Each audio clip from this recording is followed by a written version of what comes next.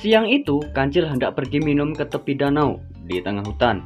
Tiba-tiba datang seekor harimau.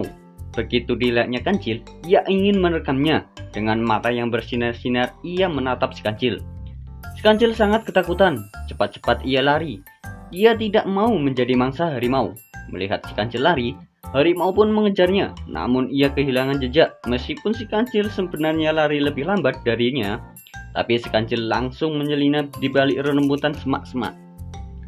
Harimau berjalan ke sana kemari, tetapi tetap saja si Kancil tidak ditemukan. Harimau sangat kecewa dan kesal. Ia sebenarnya sudah tidak sabar lagi menyantap daging si Kancil. Namun sekali lagi si Kancil lenyap entah kemana. Harimau kemudian menghentikan pencariannya. Ia duduk setengah berbaring sambil bersandaran di akar pohon. Matanya yang bersinar-sinar menyapu ke sekelilingnya. Beberapa saat lamanya ia termenung, sampai akhirnya ia dikejutkan oleh suara krak.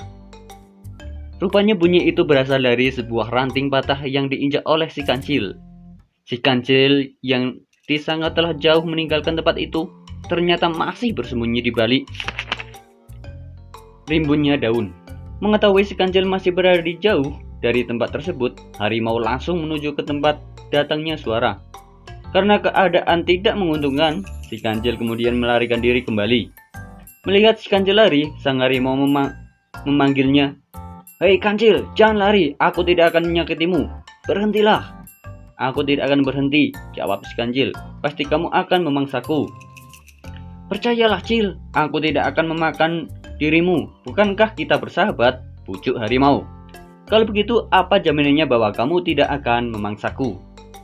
"Baiklah, bila kamu masih ragu, saya akan menjadi bahwa perkataanku ini bohong, maka aku rela mati di tanganmu." Mendengar bujukan dan kata-kata manis sang harimau yang demikian, si Kancil pun akhirnya menghentikan larinya. Tak seberapa lama kemudian, harimau sudah bisa menyusulnya. Akan tetapi, sang harimau rupanya mengingkari janjinya. Ia membohongi si Kancil. Bila tidak dibohongi, pasti si Kancil akan sulit ditangkap. "Nah, sekarang kamu kena tipu anak manis," ucap harimau dengan gembira. "Apa maksud perkataanmu, sobat?" tanya si Kancil penasaran. "Sekarang jangan banyak tanya lagi. Sudah saatnya kamu menjadi santapanku hari ini.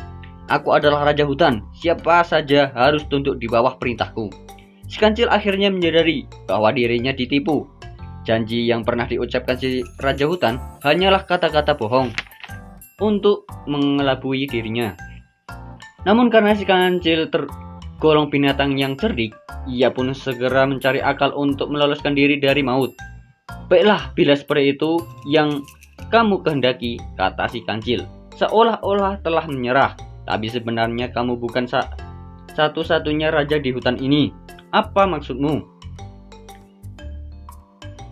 Harimau yang sudah tidak sabar lagi untuk segera memangsa si Kancil. "Sebelum aku mencari air minum di danau tadi, sebenarnya aku telah bertemu dengan harimau selain dirimu. Dia juga ingin memangsaku sebagaimana engkau ingin.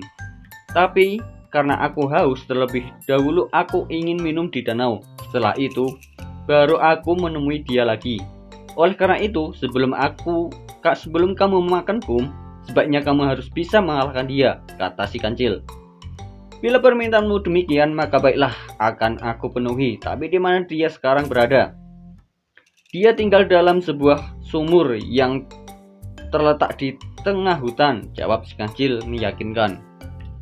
"Sekarang coba tunjukkan tempat itu. Sudah tak sabar lagi aku ingin mengalahkan dia," kata sang harimau dengan sombong. "Aha, benarkah kamu dapat mengalahkannya?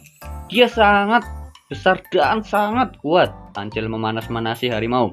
"Sudah, jangan banyak cakap, antarkan aku kepadanya." "Baiklah, mari ikuti aku." Si Kancil berjalan lebih dulu, sementara sang harimau mengiringi di belakangnya. Setelah menyusuri jalan yang agak menanjak dan berbelok 2 kali, tibalah keduanya di tempat yang dituju. Sebuah sumur yang cukup dalam dan ditumbuhi oleh rumput-rumput agak panjang di sekelilingnya. Sekarang telah berada di depannya. "Inilah tempat yang kumaksud," kata si Kancil. "Cobalah kamu tengok ke dalam, pasti kamu akan melihat seekor harimau di dalamnya." Sang harimau kemudian berjalan mendekati bibir sumur. Ia kemudian langsung menengok ke bawah. Harimau itu melihat dengan jelas bahwa di dalam sumur juga ada harimau yang mirip dengan dirinya. Tak lama kemudian harimau itu meraung dengan keras. Hau! Suaranya terdengar ke seluruh penjuru. Saat itu pula dari dalam sumur juga ada suara aungan yang sama. Nah, dia juga meraung sobat, kata si kancil. Mungkin itu menantangmu. Apa? Dia berani menantangku? Benar, bila kamu tidak percaya, meraunglah sekali lagi dan pasti akan meraung juga sebagai pertanda bahwa dia juga berani kepadamu, ucap si kancil meyakinkan. Sang harimau pun meraung sekali lagi. Raungnya sangat keras melebihi sebelumnya. Dan ternyata benar, dari dalam sumur terdengar pula suara harimau yang meraung. Maka sang harimau menjadi marah dan segeralah ia melompat ke dalam sumur. Biur! Suaranya begitu menggema dari dalam sumur dan airnya pun menjadi keruh. Namun apa yang terjadi? Ternyata di dalamnya sumur itu tidak ada harimau lain selain dirinya. Suara raungan itu tidak lain hanyalah pantulan dari gema suaranya sendiri. Sedangkan yang dilihat di dalam sumur ada harimau lain, itu hanyalah bayangannya dirinya sendiri. Sebab air yang ada di dalam sumur sangat jernih dan menjadi keruh setelah dia melompat ke dalamnya. Dengan berlagak bodoh, si kancil lalu bertanya, "Bagaimana sobat, apakah kamu bisa mengalahkan dia?" "Ternyata kamu menipu kucil," sahut harimau, merasa bahwa dirinya telah dikerjai oleh si kancil.